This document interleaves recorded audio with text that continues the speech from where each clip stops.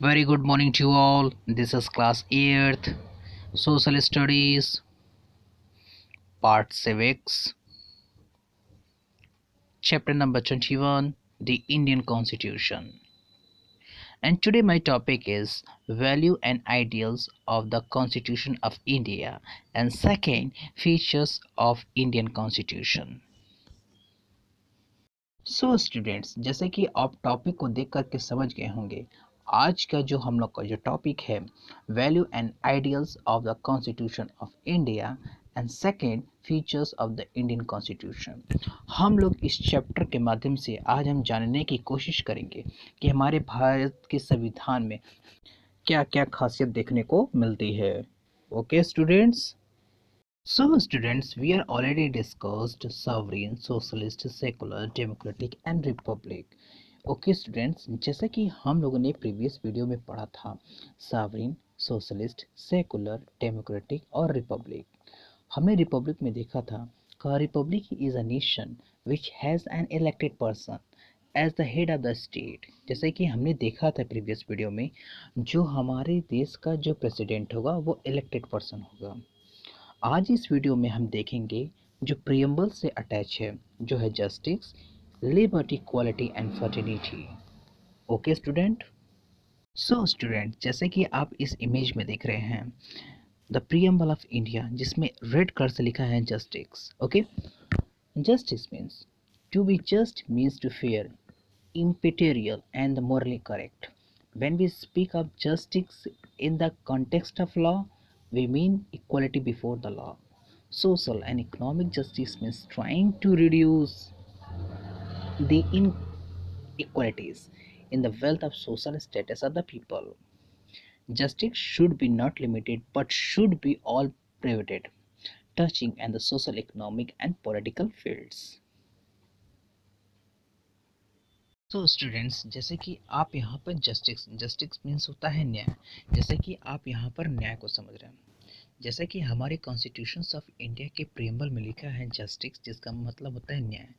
To be justice mean fair, impartial, moral correct. हमारे देश के अंदर सबको इक्वल बिफोर द लॉ, यानी कि सबको कानून के समक्ष बराबर रखा गया है। इसके साथ ही साथ when we speak of justice in the context of law, we mean equality before the law। यानी कि जब हम न्याय की बात करेंगे तो न्याय के अंदर सब लोग क्या है, एक बराबर है। Social and economic justice means try to reduce the inequalities, which means जब हम जस्टिस की बात करते हैं तो सामाजिक और आर्थिक न्याय में सब लोग क्या है, एक बराबर है। हम किसी के साथ भेदभाव नहीं कर सकते हैं। इसे आप ऐसे भी समझ सकते हैं, भारतीय संविधान के अनुसार अकॉर्डिंग टू इंडियन लॉ क्या होता है कि सब लोग क्या इक्वल बिफोर द लॉ, यानी क्या है, सब लोग कानून के समक्ष क्या है, बराबर हैं।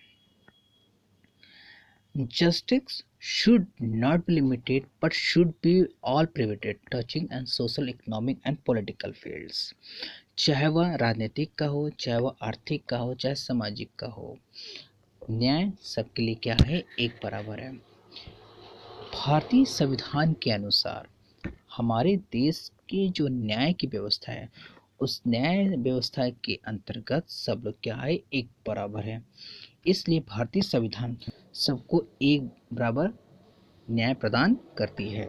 Okay, and second thing that liberty, equality and fraternity. So students, यहाँ पर अब लिबर्टी, इक्वालिटी एंड फ्रेटर्निटी को समझेंगे। These three words have come to represent the spirit of democracy, which means जैसे कि आप जानते हैं three types of government. First, monarchy. Second, dictatorship. Third, like a democracy. India is a democratic country. Okay, स्वतंत्रता और equality means बराबर, यानी क्या है, सब लोग क्या है, बराबर है हमारे भारत के अंदर। फर्टिनिटी मीन्स होता है भाईचारा। अगर हम देखें हमारे संविधान के अनुसार हमें क्या मिलती है, स्वतंत्रता मिलती है। The term liberty means freedom, freedom the thought of profession, expression, belief, faith and the worship. हमें कहीं भी आ जाने पे कोई रोक टोक नहीं है। हमें भारतीय संविधान के अनुसार हम अपने विचार को अभिव्यक्त, यानी कि हम अपने विचार को खुल के किसी के सामने समक्ष रख सकते हैं। और इसके साथ ही साथ उपासना, हम किसी की भी उपासना कर सकते हैं। जैसे कि मैंने आपको प्रीवियस वीडियो में बताया था कि India the secular country, Bharat किसी भी देश को यानी कि विच मीन्स किसी भी रिलीजन को इंक्रीज नहीं करता है। Okay, and there can be no liberty without equality, so the preamble of the Indian constitutions also like to emphasize the equality along with the liberty, which means आप देखोगे कि हमारे देश में क्या है, सब कानून की नज़र में बराबर है, यानी इक्वल बिफोर द लॉ, यानी क्या है, सब कानून की नज़र में बराबर है। इसके साथ ही साथ लिबर्टी, लिबर्टी मीन्स क्या होता है, स्वतंत्रता। हमारे देश में सबको स्वतंत्रता दी गई है अकॉर्डिंग टू इंडियन कॉन्स्टिट्यूशंस। अब यहाँ पर आप समझेंगे fertility. Fertility means the brotherhood. Okay, the constitution sick promote the brotherhood by establishing the secular। आपको जैसे मैंने आपको बताया कि India like the secular country, state making everyone equal before the law, यानी क्या है, सब कानून की नज़र में क्या है, एक बराबर है, कोई कानून के समक्ष ऊंचा और नीचा नहीं है। And prohibiting the discriminations on the ground the caste, language, wealth, etc. इसके साथ ही साथ भारत के संविधान में यह बात साफ लिखी है कि कानून के समक्ष क्या है, बराबर हैं। इसके साथ ही द प्रोवाइटिंग यानी विच मीन्स, प्रोवाइटिंग मीन्स होता है निषेध यानी कि बंद करना, discriminations on the grounds which means हमारे देश में जो स्वतंत्रता है सबको एक बराबर दी गई है, किसी के साथ कोई पक्षपात नहीं कर सकता, चाहे वह जाति के आधार पे हो, चाहे भाषा के आधार पे हो, चाहे वह धन के आधार पे हो, किसी को कोई क्या पक्षपात या डिस्क्रिमिनेशन नहीं कर सकता। सो स्टूडेंट्स, इस वीडियो से फर्स्ट टॉपिक में आपने समझा value and ideals of the constitutions of India. अब नेक्स्ट टॉपिक जो हम लोग का होगा, features of the Indian constitutions. Okay students, the second topic is features of Indian constitution. So students, जैसे कि मैंने आपको बताया कि आप इस टॉपिक में आप समझेंगे features of Indian constitutions. Okay, और constitutions aims to establish a secular sovereign democratic socialist for its citizens who belong to the diverse backgrounds. Hence, the Constitution has come very special features. First, federalism. You know, students, it refers to the government of a country at more than one level in India. So, students, आपने देखा होगा कि India में दो तरह की government होती है, first central and second state. Okay, we have the government and the center and in the states of the panchayat raj at the village level। आपने देखा होगा कि हमारे भारत के अंदर दो तरीके की गवर्नमेंट होती है, एक सेंट्रल जिसे हम लोग केंद्र बोलते हैं और दूसरा स्टेट जिसे हम लोग राज्य बोलते हैं। राज्य के अंदर तीसरे स्टेट होती है जिसे हम लोग पंचायत राज बोलते हैं। Okay, the constitution contains a list that provides the detail on all the issues that each level of government can make law। आप जानते होंगे कि हमारे भारत के अंदर दो तरह की गवर्नमेंट है, जैसा कि मैंने आपको बताया स्टेट, इन दोनों में क्या होती है, शक्तियों का बंटवारा होता है जिसे हम लोग सेपरेशन ऑफ पावर बोलते हैं। वैसे तो separation of power three organs में होते हैं, लेजिस्लेचर, एग्जीक्यूटिव एंड जुडिशरी।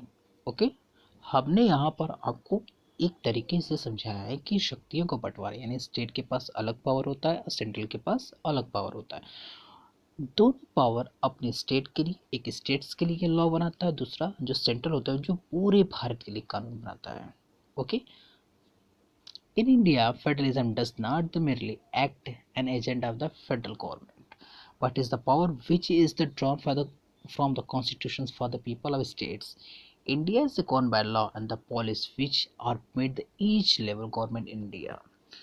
आपने देखा होगा कि भारत के अंदर दो तरह की गवर्नमेंट थे, जैसे कि मैंने आपको बताया। सब गवर्नमेंट अपने स्टेट के लिए कानून बनाते हैं, हर स्टेट अपने स्टेट के लिए क्या बनाती है, कानून बनाती है।